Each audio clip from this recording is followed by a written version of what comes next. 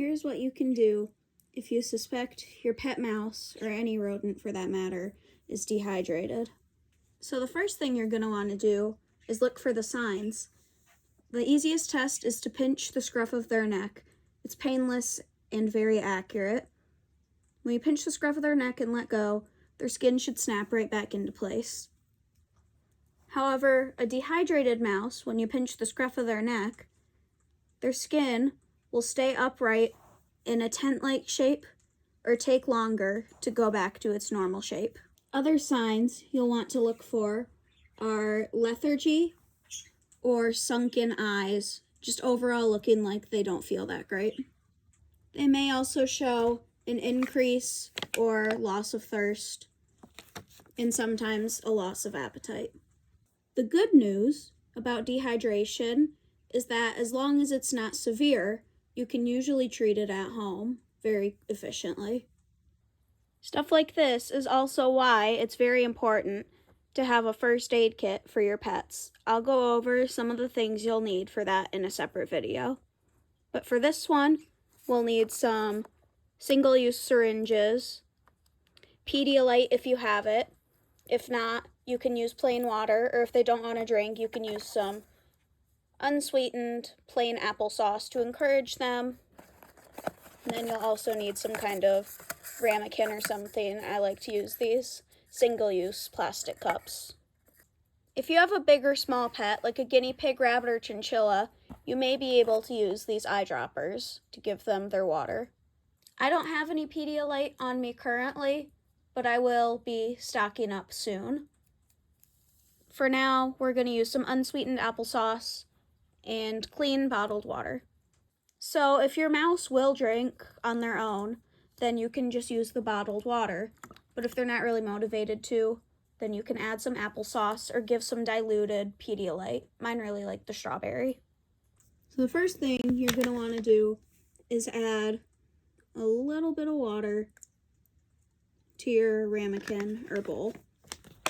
Next, you're going to take your syringe, fill it up with applesauce, and put that into the water and give it a little stir. And then it may be gross, but you're going to want to taste it to make sure it's well diluted, but you can still taste the apple. If you don't have applesauce, but have a young kid at home, you can use fruit or veggie flavored baby food without lemon juice as well. Alright, as much as I really don't like applesauce, I still gave it a taste to see if it was okay. And I taste the apples while it's still a liquid and easy for the mouse to get down. So for smaller rodents like mice, rats, gerbils, hamsters, even degus, I recommend a 1 milliliter syringe. Just because it's smaller, easier for them to get their mouth around. So then you're going to gently hold your mouse, and you're going to put a little drop of the liquid on the end of the syringe and see if they'll lick it.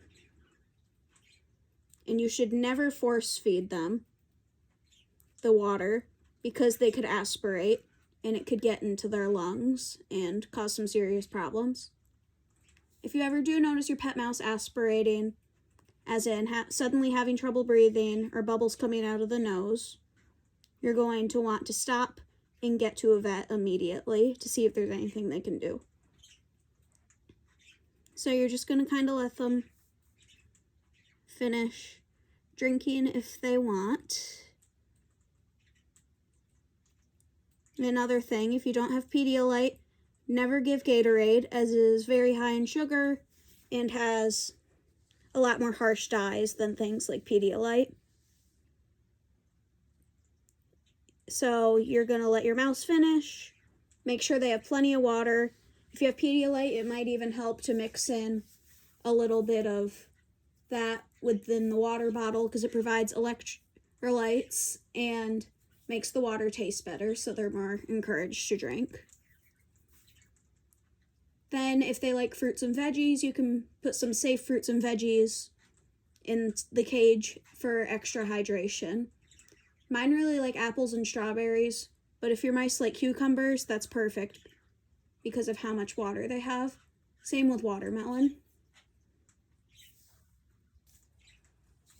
then you're going to want to repeat this process a couple times a day for the next few days or until your pet mouse starts showing improvement. If they don't improve soon, you're going to want to take them to a vet because dehydration can be fatal if not taken care of promptly. Another thing is that if the dehydration isn't cured with home care, it may be a sign of a bigger health issue, which is why you would also want to take them to the vet if they don't get better within a couple days.